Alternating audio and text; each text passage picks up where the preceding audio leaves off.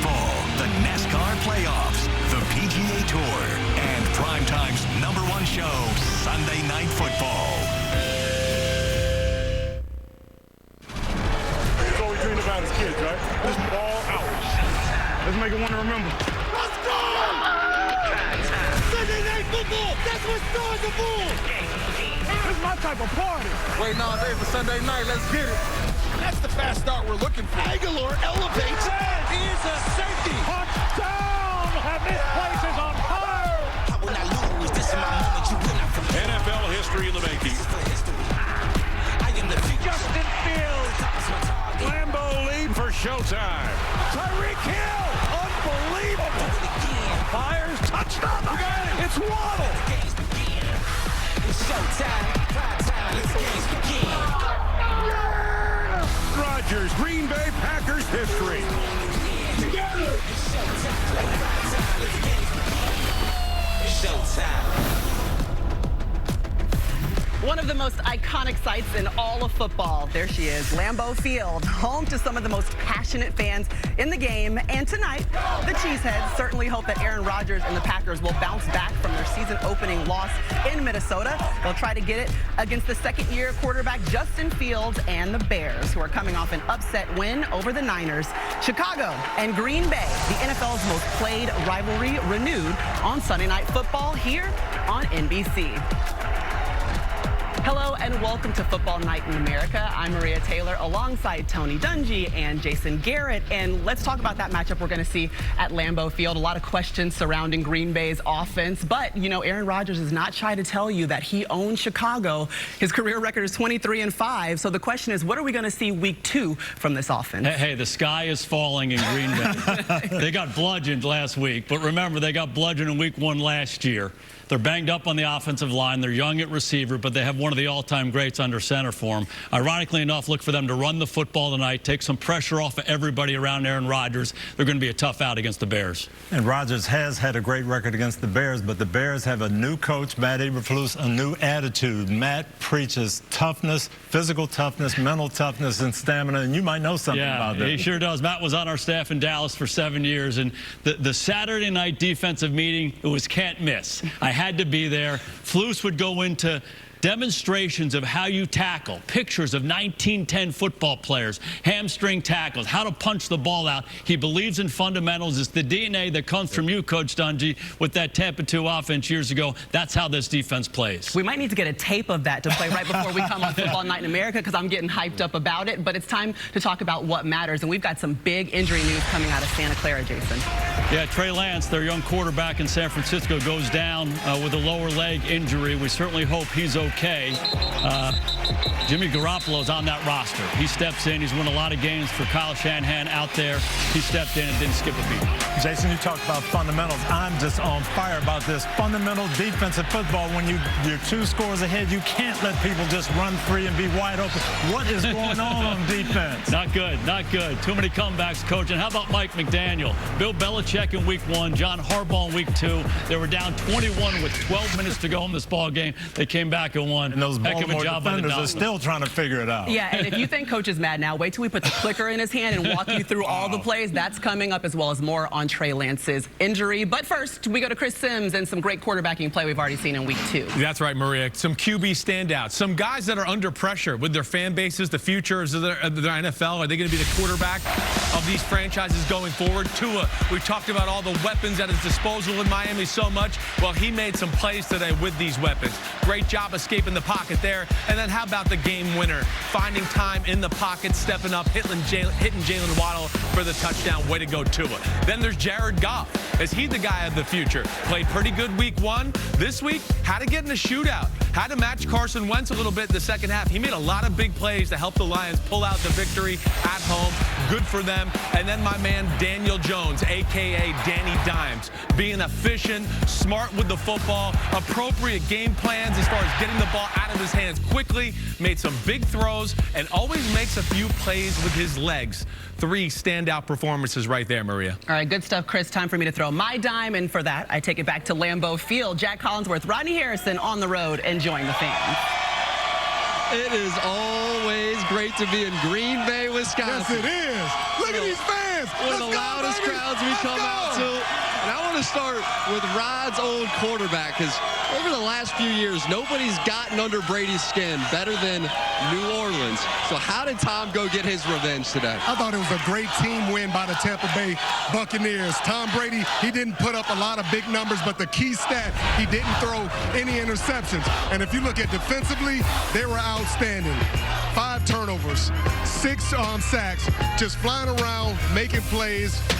At the end of the day, I got to give them props, bro. No question. Let's keep it in the state of Florida, because Miami, they were down 21 in the third quarter. With Jalen Waddle, Tyreek Hill, they have too much speed. So how did they go run down the Ravens? I got to give a lot of credit to head coach Mike McDaniels. He realizes how much speed he has on the outside, team speed, and I love how aggressive he is pushing the ball down the field. It was just great to see. The Miami Dolphins are a problem in the AFC East. They sure are. I feel like every time we're here, it's snowing. Summertime is beautiful in Green Bay, Wisconsin. I've never been here in the summertime. Let's go, Green Bay! You can feel the history of this place just pulling into the parking lot, and it's always personal between the Bears and the Packers. We're counting you down to Sunday Night Football.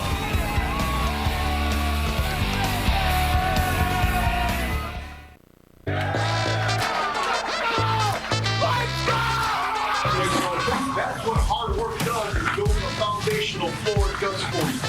When we stand up, the foundation is always going to be about us. Together, yes we can! 2 game balls, one to the head coach, first middle. Hey, stand up, 3, 1, 2, 3.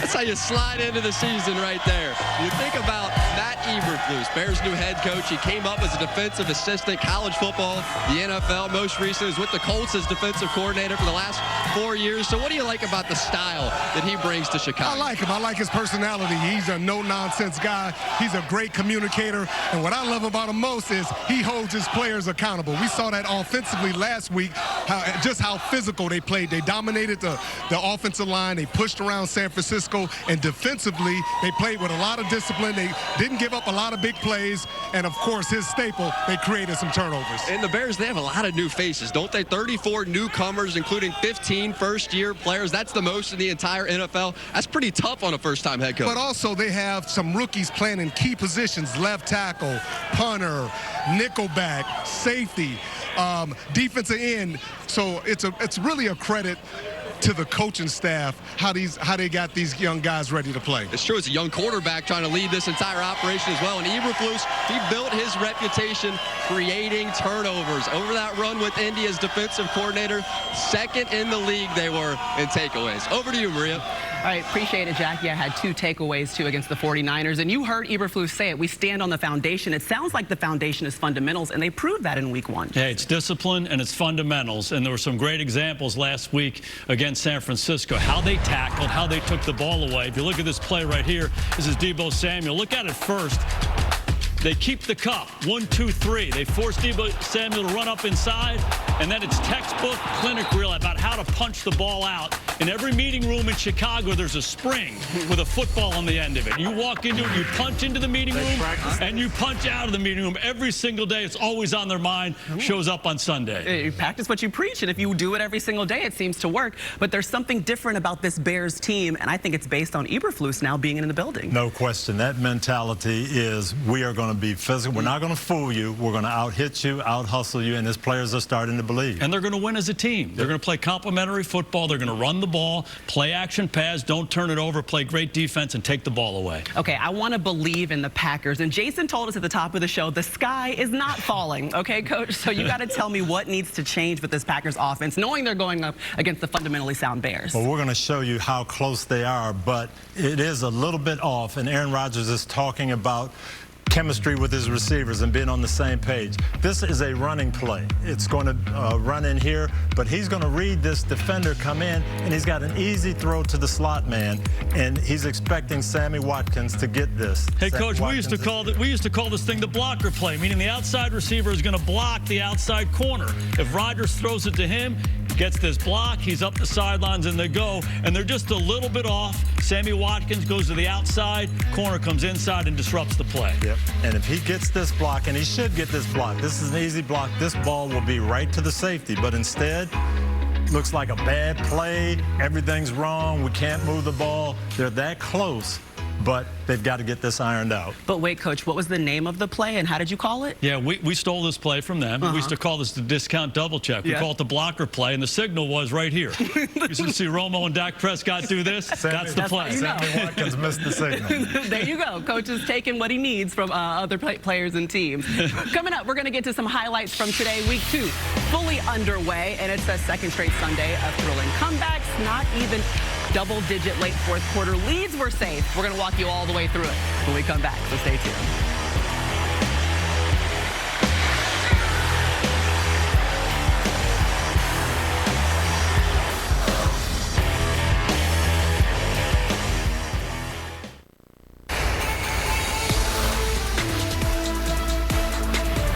Get straight to the highlights. Chris Sims. We got the Jets taking on the Browns. We've got Brownie, the elf. Brownie the elf. He's what a back. cute guy he is in the middle of the field. Let's see if he brings some luck. Nick Chubb, he's doing what he normally does. 12-yard touchdown for Chubb. Yeah, Jets hung around. You thought, all right, Cleveland, the cream rises to the top. They finally got control of this football game. But not when you don't play defense with under 1 minute and 30 seconds left and you don't cover Corey Davis. That makes things a little interesting. A 66-yard touchdown for Davis on that one. Then we go to an onside kick. Guess who covers? And the Jets. The Jets get the ball. They got 1 minute 22 left, and then things are going to get scary here in Cleveland. Okay, I want to take you to 25 seconds left. Flacco looking for the rookie, Garrett Wilson. It's a tutty. Wide open over the middle. Joe Flacco. He's been in this position before. Huge win for the Jets to steal this on the road in Cleveland. Sorry, Brownie the elf, but it's going to be the Jets walking away with the win. The Colts taking on the Jaguars. Matt Ryan's the QB in Indy, but remember the Jaguars denied the Colts a playoff berth in Week 18 last season. It looked a lot like that game that ended last year. It doesn't matter that it wasn't Carson Wentz, Matt Ryan. It was ugly on the offensive side of the ball for the Colts. Ryan intercepted 3 times, sacked 5 times. Let's go to James Robinson's touchdown. James Robinson up the middle. The Jaguars controlled this game from the get-go. Offensively, defensively, controlled the line of scrimmage, and then you sprinkle in a few plays with Trevor Lawrence, this guy right here, Christian Kirk. Jacksonville's got something there. They get the win 24-zip, and here's their celly in the locker room. I want to get a big congrats. First win in Jacksonville.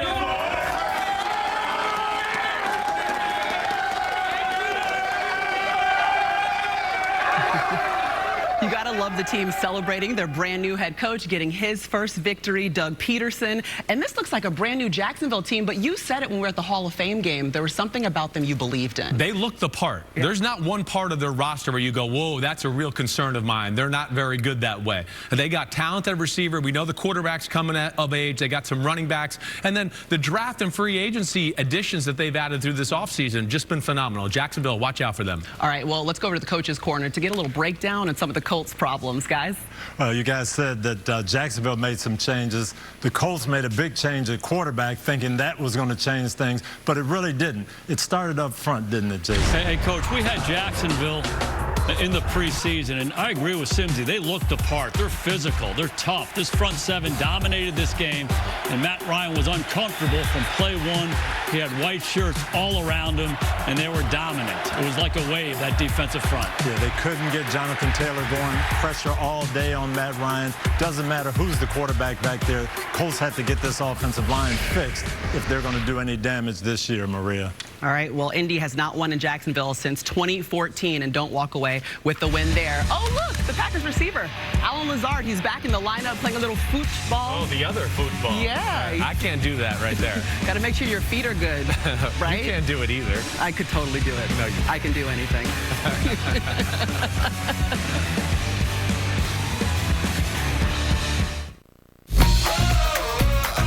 This is Football Night in America, served by Applebee's. Let's go, baby, let's go!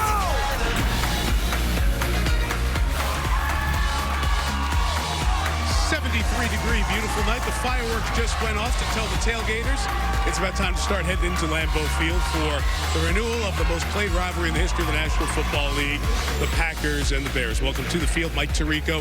Of course, we're going to talk a lot about Aaron Rodgers tonight, but Justin Fields has our attention as well. The Bears starter. It's his 12th career start, and 3 of them have come in this rivalry. Now, from when he was 9 years old, Aaron Rodgers has been the Packers quarterback. Justin Fields told us this week, I got to be honest, Aaron Rodgers is my favorite quarterback. And now he has a reason to watch him because his quarterback coach, offensive coordinator, I should say, is Luke Getsy. Getsy was the quarterback coach for Rodgers the last few years. So Justin Fields is spending time watching a guy he idolized. He's going to try to beat on this field tonight. That means handling the Packer defense. More on that.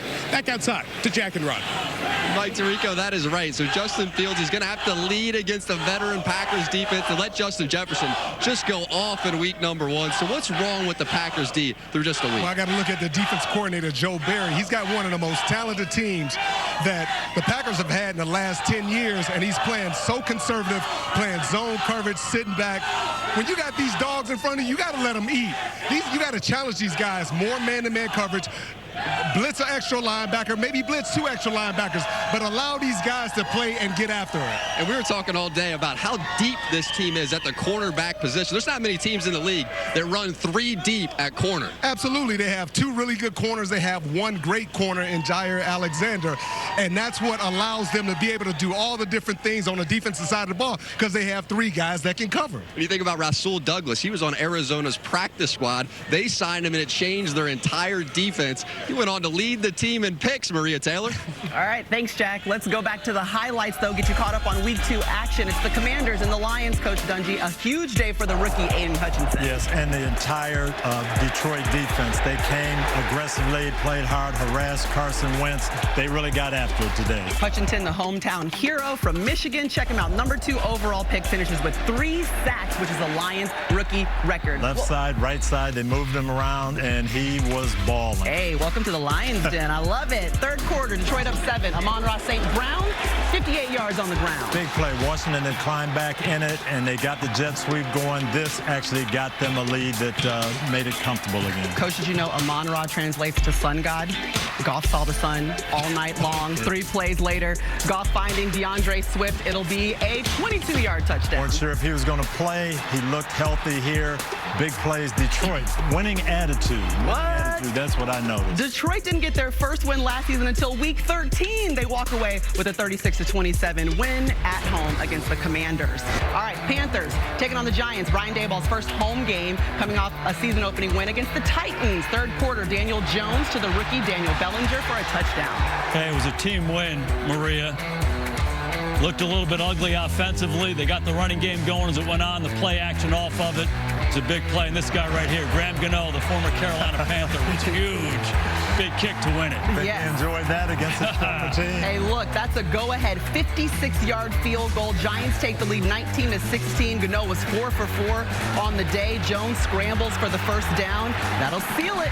Brian Daboll wins his first 2 games as the Giants head coach, and the Giants start 2-0 for the first time since 2016.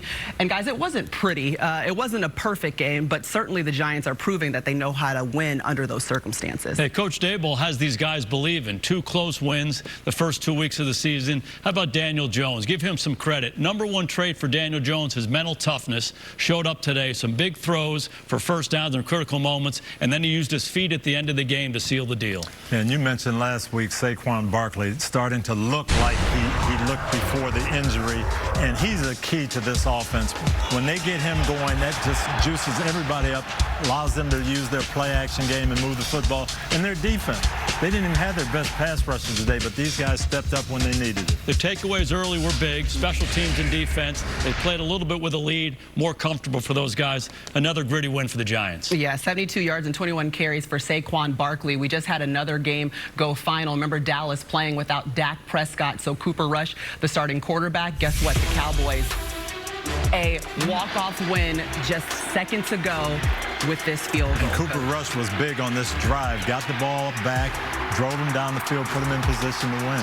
Coop was a free agent with us out of Central Michigan. Right. From minute one, low blood pressure, poised, composed. We saw all that today. Looked like it in that drive. All right, we've got the full highlights coming your way, but just know the Cowboys get the 3-point victory against the Bengals. Justin Fields, the second-year quarterback, taking the field in Lambeau, getting another opportunity to get a victory. The Bears could be 2-0 at the end of Week 2.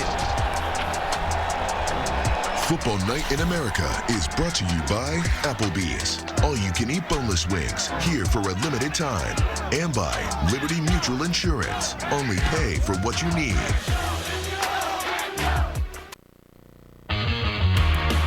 The clock at Lambeau Field. It's Lombardi time. It's always 15 minutes early. That sure would help me. I'm always late. And the only guy that's later than me on a consistent basis is the guy I'm standing next to. Yeah, fantasy expert Matthew Berry. He's really late. He's always the last one at all the meetings. I'm always crunching the numbers. All right, so let's get into this BetMGM breakdown a little bit. Last week, Packers offense struggled. You expecting a bounce back this week against the Bears? I think the narrative changes if Christian Watson catches that touchdown, but he gets Allen Lazard back tonight. That helps. And he's back at home against the Bears, who he owns. Multiple touchdown passes each of the last 4 games against Chicago.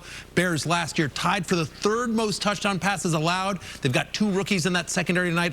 Rodgers needs to take advantage of that. Yeah, no question. That's one thing I look at. Rodgers, we know, still is super talented. Got one of the best arms in the game. One of the things I do worry about is a lack of aggressiveness at times, all right? At times, there's a little bit of a dink and dunk aspect of the offense, and I just want to go, hey, Aaron Rodgers, you're the man. The pocket's perfect here. The middle of the field's wide open, and the read is coming right into that huge hole. Please just throw a strike and get a first down. Same thing here a little later on in the football game. Christian Watson wide open. I expect Aaron Rodgers to make those throws. Actually makes a dicier decision throwing the ball into the flat to A.J. Dillon, but A.J. Dillon, I know, is a guy you got your eye on tonight. Yeah, I think he has multiple touchdown passes, Aaron Rodgers does, but maybe the passing yardage isn't there because they go more balanced. A.J. Dillon, over 50 yards rushing, 6 the last 9 games. You can run on the Bears. I like Dillon tonight. Yeah, it's going to be good to see how this goes because this is a good coach defense in Chicago by Matt Eberflus. Download the BetMGM Sportsbook app now. New customers will get their first bet risk-free up to $1,000 when they use the bonus code NBC1000. All right, good stuff, guys. Let's get you back to the highlights. Coach Dungy, the Patriots taking on the Steelers. Mac Jones, they're looking to bounce back from a loss to Miami. Second quarter, we're all tied up. Jones to Nelson Aguilar. Biggest play of the game. There's 30 seconds left. You think maybe they're going to set up for a field goal, go deep to Aguilar, and he makes a great catch over the top to get the 7 points. Big swing in the game. You just got mossed. A 44-yard touchdown for Aguilar. Third quarter, 10-6 New England. And Gunnar Olszewski muffs the punt. Against his former team and just gets a little too far under it. Again, gives great field position to the Patriots. Second biggest play of the game. Okay. That led to a Patriots touchdown. They went up 17-6, and in the fourth quarter, Jones runs 5 yards for a first down. So ultimately, New England wins 17-14. Let's hear from Mike Tomlin after the game. We just wanted to win possession downs, and I was really upfront about that at the outset of the week. We knew it would be a possession down game, and we won some of those, but not enough splash, particularly in the weighty moments. All right, Coach, we're going to talk about that splash in a second. But first, we got to get you caught up on Dolphins and Ravens. Lamar Jackson, how about this career-long 79-yard touchdown run? Yeah, Miami's defense hurt Baltimore last year with blitzes. Baltimore was ready for it. This was one play against the blitz. Lamar goes to the house. Okay, so time to count out the Dolphins, right? Tua threw 2 first-half picks. They were down 21 points with 12 minutes to go. But let's go to the fourth quarter. Yeah, and Tua is making plays. They're down, and he's got to make something happen. This was a great improvised play. Gets him back in the ball game, but Baltimore, you're still up 2 scores. So what do? Give up a long shot to Tyreek Hill. How does this happen? Wow. The only way you can get beat is quick touchdowns, and they let Tyreek Hill get behind them. That's Hill's first touchdown as a Dolphin, but the next possession, Hill Hill again for a 60-yard touchdown. Oh, I can't take it. How do you let Tyreek Hill behind you twice Losing when all you're his hair over here? Okay, well, the Ravens did get their field goal, so they were up by 3. But then let's get it to Hill again for 21 yards. Tua Tagovailoa, career-high 469 yards passing. Then he finds Waddle for a 7-yard touchdown. A little bit of a broken play. Jalen Waddle is just supposed to be the pick man on this. He improvises and makes it happen, gives them the lead and the win. Tua, how about this? 6 touchdown passes, ties a franchise record. He finishes with 469 yards passing. But look at that. That fourth quarter number is everything. 199 yards. The way that he ended this game is what you want to see out of your starting quarterback. And here's what Harbaugh had to say after the loss for the Ravens. Everybody taking a hard look at what we did. Coaches, players, everybody. Calls that we made, plays that we made, plays that we didn't make. And let's come out of here a better football team for it and get to work and get ready for the next game against New England in New England. Okay, so the Ravens are taking a hard look. We're going to go 4 wide. We, too, are going to take a hard look at the Ravens D because I know Coach's mind is still going crazy over it. I mean, what did happen? Baltimore is a historically great defense. 28 points in the fourth quarter. You're ahead by 3. I can't even talk about it. I'm going to let you guys say what happened on this. Well, I think we all agree, just too aggressive, right? We know the speed they have on the outside with Tyreek Hill. Leaving him on an island with Marcus Peters, I don't know what the safety's doing, blitzing Coach. here, and no help from Marcus Peters. And then they faked the blitz. Looks like cover 2, Jason, but what's wrong? Yeah, the communication was poor in the fourth quarter. All the safeties are on the right side. They're playing cover 2. There's a rolled corner up top with no safety over the top, and there he is again. What's the problem? What happened, Baltimore? Well, these guys, they still don't know. Look at him. No, I thought you were supposed to be. No, I was on the other side. That cannot happen when you're 2 scores ahead. Coach, they're still talking about it in the locker room. I'm not exactly sure who was supposed to be where, but I want you to walk us through the game-winning touchdown, that 7-yarder to Waddle. Now, this is the Tyreek Hill effect. Normally, in this situation, you offensive quarterbacks know there's going to be somebody in the middle of the field. Well, there isn't because this guy now is coming out of the middle to come over here and double Tyreek Hill. Tua looks that way, checks it quickly, can't go to Tyreek. What do I have to do? I've got to improvise and come back. Jalen Waddle sees this, and he goes to the middle, Jason. He's trying to throw the slant to the outside receiver, and great poise by Tua. He doesn't like it. He buys a little time, and Waddle keeps playing. And that high, firm ball, and Coach, you said it, there's no safety in the middle. He throws it over the underneath defender. Waddle does the rest. And 4 touchdowns in the fourth quarter? Are you kidding me? Yeah. Tua was nice. Composure was great. We have a lot of questions about him being able to push the ball down the field. He did that today to Tyreek Hill and Waddle. They're a fast football team. I could push the ball down the field. Oh, some of those, for sure. I believe you could too, Coach. Absolutely. You know, Maria, you said it. Down 21 with 12 minutes to go. Play out of there. Make them throw it underneath. Rally and tackle. And you're not going to have enough time. It's not going to happen. Tyreek Hill finished with 142 yards and 2 touchdowns. That was in the fourth quarter. But let's talk about the other receiver. Time now for the PFT update brought to you by Google Pixel. Mike Florio on Waddle's game-winning tutty. Yeah, I spoke to Jalen Waddle after the game, and Coach Dungy is absolutely right. He improvised. He freelanced. He told me it was a little remix. He really didn't want to admit that he did something other than what he was supposed to do, but he saw the opportunity in the middle of the field, and he said he's got the chemistry with Tua Tagovailoa back to their days at Alabama, so he trusted that Tua would see the opportunity and take advantage of it. Game winner for the Dolphins. All right, thanks, Mike. Okay, from one offense that excelled late to an offense that is trying to hit the acceleration. Maybe Pittsburgh, you heard Mike Tomlin say after the game they're looking for some more splash plays.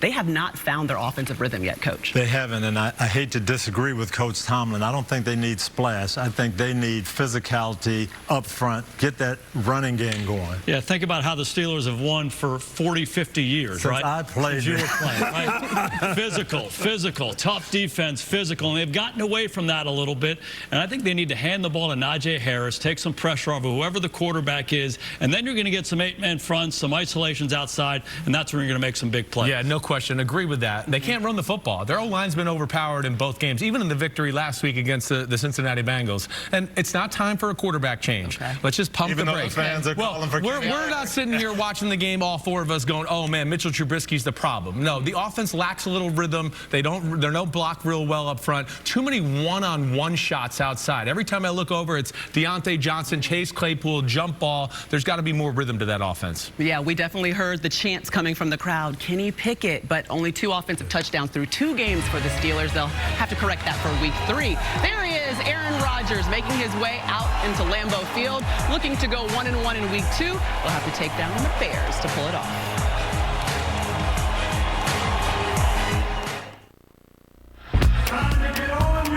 This is what happens when we get together. Oh my goodness! He's gonna go all the way. Yes. Touchdown! Delivers the dagger. Oh, what a play! Take that home with you.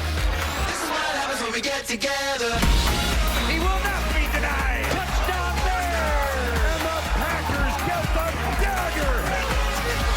This is my type of party. This is Football Night in America, served by Applebee's. Together. We're patiently waiting to watch the most played rivalry in the NFL, which means we're going to have some throwback jerseys, guys. Clay Matthews. Okay. I like it. Oh, that's me. Walker. That's the one I would have. Yes, yes, I like that. What about Ditka? Iron Mike. How good is that? I got the ring, too. I love it. Is that Lombardi? Yes. That's the best there. Stop it. We're used to seeing the Aaron Rodgers doppelgangers, but now we got Lombardi in the building. Aaron Rodgers getting set to play the Bears. Remember, he told us last season that he owns them. He is 23-5 against Chicago in his career. Chris Sims, let's get you to the highlights. Texans taking on the Broncos. Russell Wilson coming off of a Monday night loss, but making his Broncos home debut. Yep, touchdown pass here to Eric Saubert. It was a nice throw there. Passing offense struggled for Russell Wilson. It didn't look good throughout the game. They ran the ball really well in the second half of the football game, Maria. Okay, less than 90 seconds left to play. The Texans down 7, 4th and 16, and an incomplete pass. So the Broncos go on to win it 16-9. Not pretty, but get the victory. Seahawks taking on the 49ers. Trey Lance getting his second start of the season, trying to bounce back from week 1. But Trey Lance is hit on the run and does not get up from this one. Yeah, it does not look good. He was carted off, Maria. He's the future in their franchise. But they have Jimmy Garoppolo, who's won a lot of games for them. He's right there on the sidelines. Kyle Shanahan says, Jimmy, you're in, and he responded well. Yeah, we'll hear more about Trey Lance after this, but you see Garoppolo finding Ross Dwelly for the 38-yard touchdown. And it's good to see Jimmy having instant chemistry with his receivers to the fourth quarter. Garoppolo again. Hey, not easy to do. You know, Jimmy's been kind of, on the wings there in San Francisco, but kept his mind right, was prepared, ready to play, and he looked good. 49ers were humming on offense. The reaction of his teammates. Yeah. That's what I love. They're good, happy to see him back in the lineup. Yeah, Jimmy Garoppolo had 2 touchdowns, but obviously a lot of questions surrounding their quarterback, Trey Lance, who was carted off with that ankle injury. We welcome back in Mike Florio with the latest on Lance's injury. Well, Maria, word got out late in the game, and Coach Kyle Shanahan confirmed it afterward. Trey Lance has a broken bone in his lower leg, will have surgery tomorrow, and is out for the year. So it's Jimmy Garoppolo, backed up for now by Brock Purdy, a rookie who was the last player taken in the draft. They may have to add some help at the quarterback position. All right, let's talk about the quarterback position and start there, guys, with what we saw. Jimmy Garoppolo finishes 13 for 21, 154 yards passing, and gets the victory. And I think the big thing for the 49ers, Kyle Shanahan knows this quarterback. This isn't a new guy that you're hoping to see what he can do. He knows exactly what he likes, what he's good at, and he'll be able to tailor that offense to him. Hey, Coach, we talked about it last week. This guy has taken this team to the NFC Championship game and to the Super Bowl. And he's won a lot of games for him. So for Kyle Shanahan, you got to change. Okay, these are Trey Lance's plays. These are Jimmy's plays. It didn't take very long for him to do that. I think they'll settle in and get going. Yeah, absolutely. This offense now that we set up for Trey, that's on the shelf for a year. And now we're going to go back to our old offense, and they know how to run that offense well. They're going to be fine. They sure do. All right, well, next up for San Francisco, they'll be at Denver, so we will see how that matchup goes. And most likely, Jimmy Garoppolo will be starting for the 49ers. Time for the Sunday Night 7, a $100,000 jackpot. Matthew Berry, we're going to start with Aaron Jones and how many total yards he'll have. Yeah, I'm going to say over 70 in this one. He's had over 70 yards in 4 straight games. However, he has only hit 90 once since week 8 of last season. So give me the 70 to 89 selection there on the Sunday Night Football prediction app Okay, and then moving on to Aaron Rodgers, because I feel, look, Matt LaFleur literally said, I want to get Aaron Jones more involved. Aaron Rodgers, again, I think this is a balanced attack on offense. Aaron Rodgers, I'm doing the 239 selection there. Rodgers had over 200 passing yards in every home game last season. Again, you'll see Jones and Dillon involved a lot today as well. All right, you can agree or disagree with Matthew Berry, but either way, make your picks for free on the NBC Sports Predictor app. There it is, the coach's handshake. You know the countdown is on. Bears-Packers are going to close out your Week 2 of NFL play.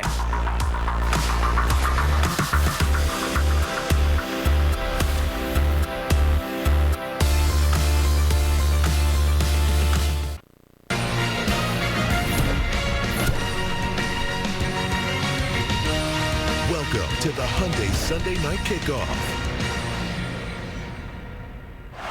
Like little kids on the playground. They all belly flop into the end zone. I'm singing. Just having fun.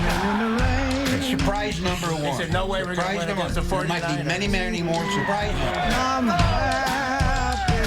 These baby Bears are 1-0. Teams in the NFC North, it seems like every single year, their fan base and their teams feel like this is our year to win the North. Hasn't really been the case during my time for the most part. Got to give him, the guy's good, but he seems like he's always on the ego trip. You get a couple losses underneath him, and that team's going to fold like a cheap tent. We got the youngest quarterback in the division. He's the oldest. Time for a new sheriff in town. Wow. What does Justin Fields want? I want a Super Bowl. But of course, I want to beat the Packers. That's really the only thing I want in life. All right, yeah. And they're stirred up Aaron Soldier.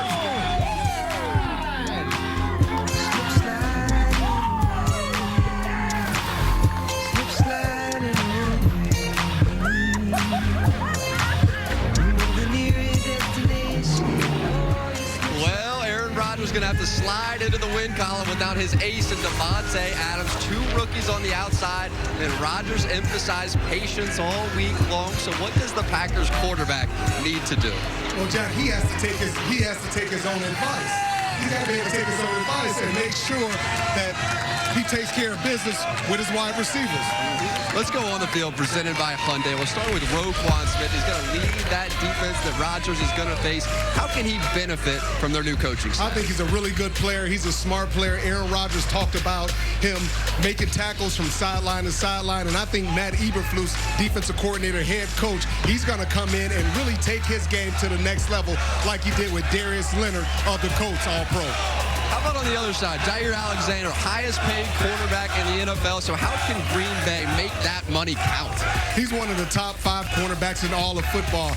And if I'm paying him $21 million a year, you better believe that he's going to be forced. I'm going to force him to play a lot of man-to-man coverage. And he was ticked off. He was upset because he feels like he can match up, whether it's Justin Jefferson last week or whether it's going to be Darnell Mooney tonight, the number 1 guy.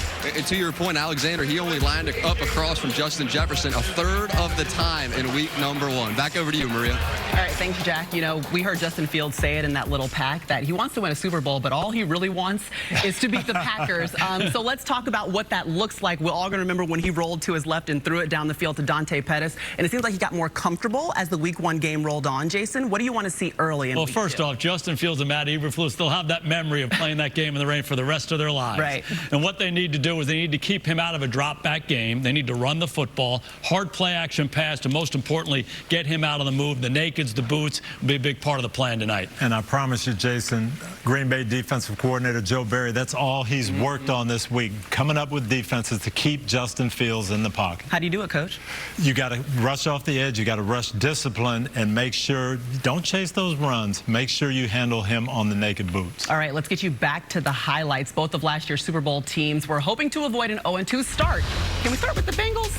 Let's do it. They're taking on Dallas. Cooper Rush stepping in for an injured Dak Prescott, out with a hand injury. Opening drive of the game, Rush to Noah Brown. It'll be good for a 9-yard touchdown. He played really well. They had some good stuff in for him, and he executed in the clutch. The first career touchdown for Brown, so the Cowboys go up 7-0. Late in the first quarter, Rush finding Tony Pollard. Yes, and getting him the ball on the outside. Jason talked about this last week. This is a guy who has explosive speed.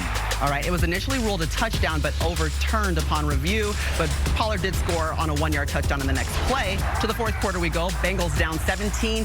4th and 6, Coach. Yeah, they had struggled all day, and this fourth down decision got them going. And who they go to, Jamar Chase makes a great play and a great catch on the slant. This is good coverage and just strong hands. He catches it over Trayvon Diggs, of all people, so they get that first down. 4 plays later, Burrow looking for another receiver. This time, it's going to be T. Higgins.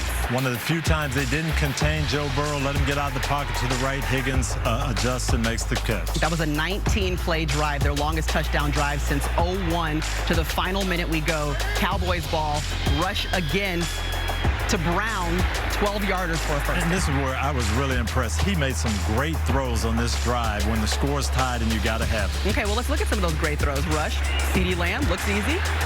That ball was thrown with timing, right on the money. So was the first one in this drive, and gets them in position for the game winner. Yeah, 2 plays later, it's Brett Mayer who's able to hit the 50-yarder. That kick is good. The Cowboys win, and the Bengals go from a Super Bowl to 0-2 for the 3rd time in 4 seasons. All right, let's move on to the Falcons taking on the Rams. Chris Sims, jump in here when you can. 3rd quarter, Rams up 21-3. Stafford finding his usual Cooper Kupp. Yep, that's right. It's his best buddy in the whole world. They always get him touchdowns for sure. 28-3, you're thinking, oh, they're good to go. This is going to be a blowout. But the Rams make some critical mistakes, Maria. Yeah, or the Falcons make some big plays. Lorenzo Carter blocks the punt and runs it for the score.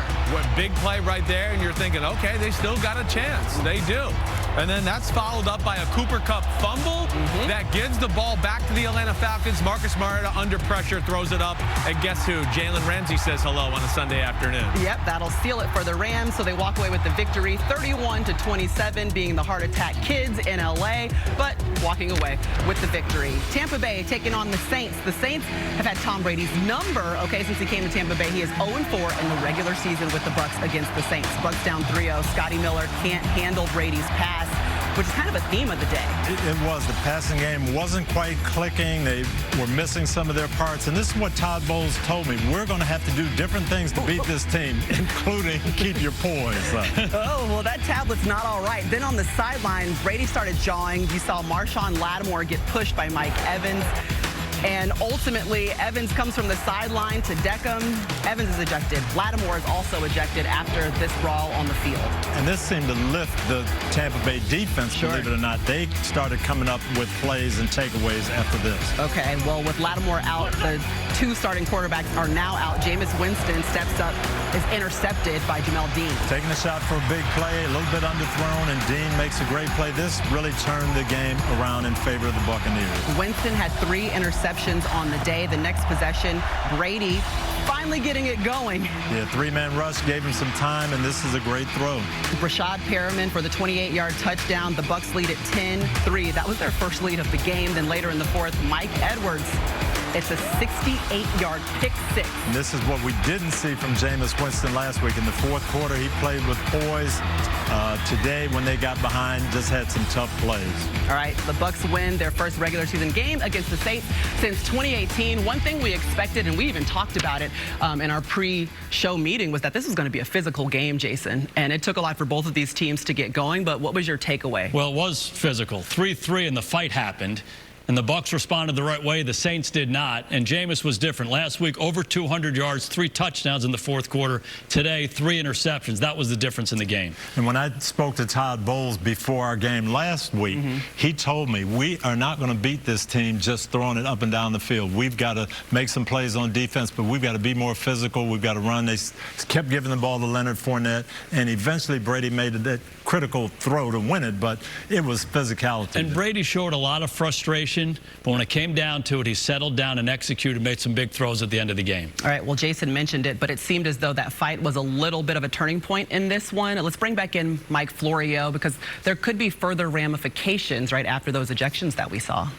Yeah, we saw the 2 ejections of Mike Evans and Marshawn Lattimore. I'm told that either or both could still be suspended as soon as tomorrow.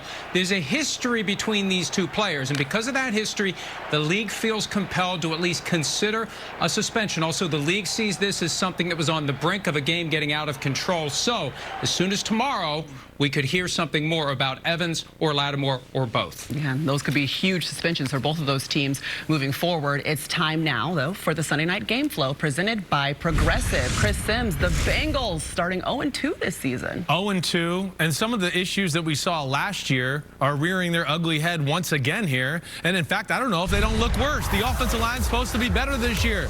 Added some people in free agency. The draft, got a trade, but it didn't matter. They had no answer for the Cowboys pass rush throughout the game. Micah Parsons one-on-one against Lyle Collins was a nightmare all day. Then there was just pure mix-ups by the Bengals offense. It was 6 sacks, I believe, total on the day on Joe Burrow. And really, if it isn't Joe Burrow and how slippery he is, it would have been double-digit sacks. I don't know how the Bengals can survive with this type of play from the offensive line, not protecting their franchise and Joe Burrow, Maria. All right, appreciate it, Chris. That was the Sunday night game flow presented by Progressive, and the Bengals will still be looking for a victory week 3. Guys, we got to get to the final highlight of the day because there was a crazy ending, and it literally just came to an end. Arizona taking on Las Vegas. The Cardinals trailed 16 in the 4th, now down 8 and facing 4th down. Kyler Murray doing it with his legs. And this is what he can do, and he struggled during the game, but 4th quarter again kept his poise, brought him back. Yeah, Cardinals down 23-21, need a 2-point conversion after delay of game. It's Murray to A.J. Green for the 2-point conversion. That was a dart. That was a dart. How did he get that one in there? Listen, A.J. Green barely holds on to it. Do you see this on the replay? Barely. He juggles it, but it doesn't hit the ground. Yeah, so that just means that we're headed to overtime. Here we go in OT. The Raiders are driving Derek Carr to Hunter Renfrow. But check this out, a fumble on the play. So Byron Murphy is able to pick it up and return it for a touchdown. You can't make this up. Wow. Hey, you couple this game with the Dolphin-Raven game. I mean, 2 of the most unbelievable comebacks we've seen in a while. Wow. So the Cardinals go on to win it 29-23. Isaiah Simmons is the one who forces that fumble. Cliff Kingsbury and the Cardinals are now 1-1 after 2 weeks of play. We're still waiting to finish up our week 2. It'll be the Bears on the road in Lambeau Field taking on the Packers. Week 2 will end with this matchup.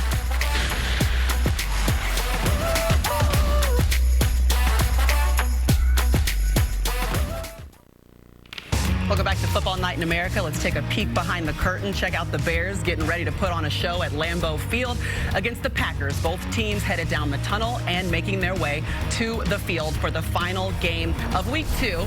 So it's time to get to the best of what we've already seen.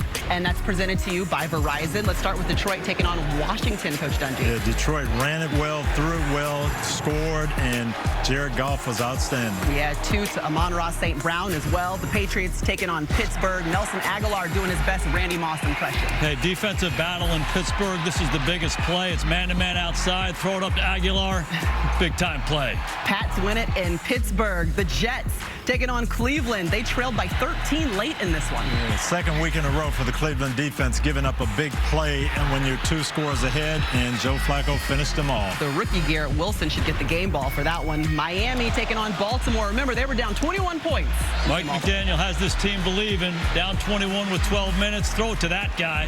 Tyreek Hill busted coverage by Baltimore. That was an issue for them at the end of this ball game. The Ravens went up 3, but in the final minute, Tua finding Jalen Waddle for the game winner. They could have played. They're a fast team in Miami, and they got playmakers. They've showed up big time in the 4th quarter. Ice in the veins. We see you, Tua, 469 yards and 6 touchdowns on the day. Tampa Bay taking on New Orleans. An eventful game in this rivalry. Yeah, their defense held them in and gave Tom Brady a chance to make this play, but it was a defensive battle. Brady finally beats the Saints during the regular season. Let's go to Dallas. Cooper Rush starting for the injured Dak Prescott. Hey, Cooper Rush being Cooper Rush. He's poised, he's composed, he knows what to do, knows how to operate the throw to CD, and then Brett Maher does the rest. Yeah, from 50 yards, that'll be good. So Dallas gets the win 20-17. The Bengals go to 0-2. Arizona taking on Las Vegas. Cardinals rally from a 16-point deficit in the 4th.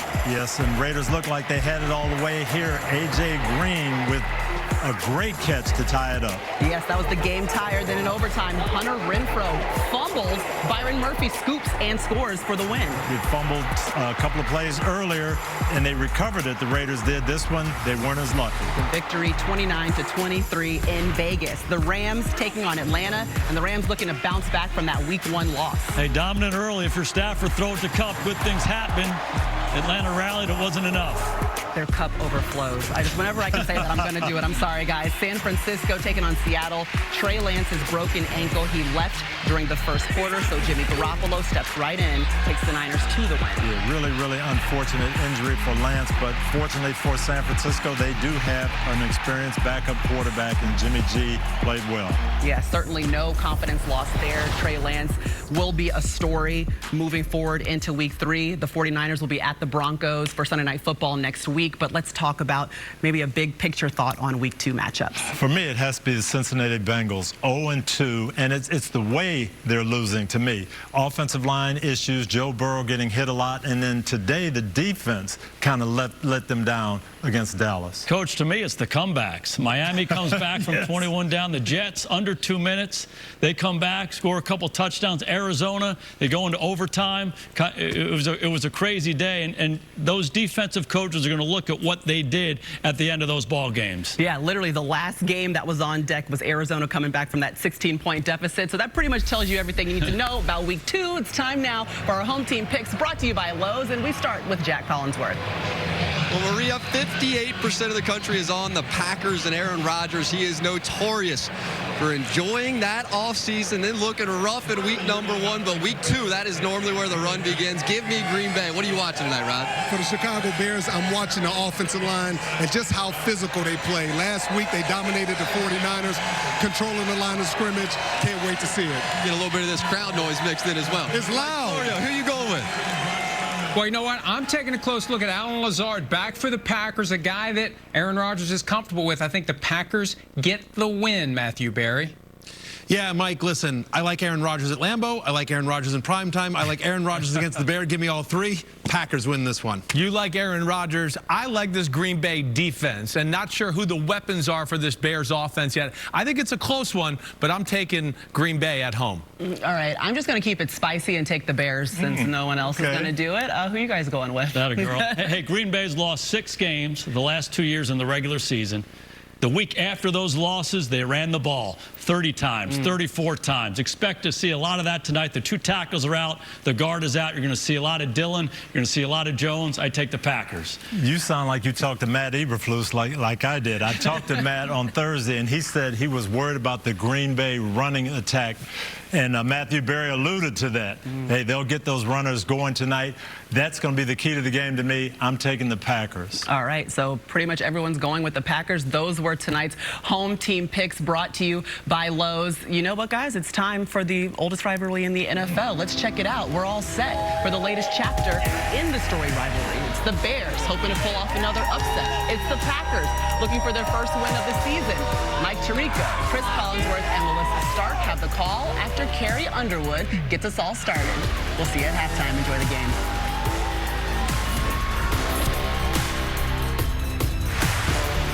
This has been the Hyundai Sunday Night Kickoff.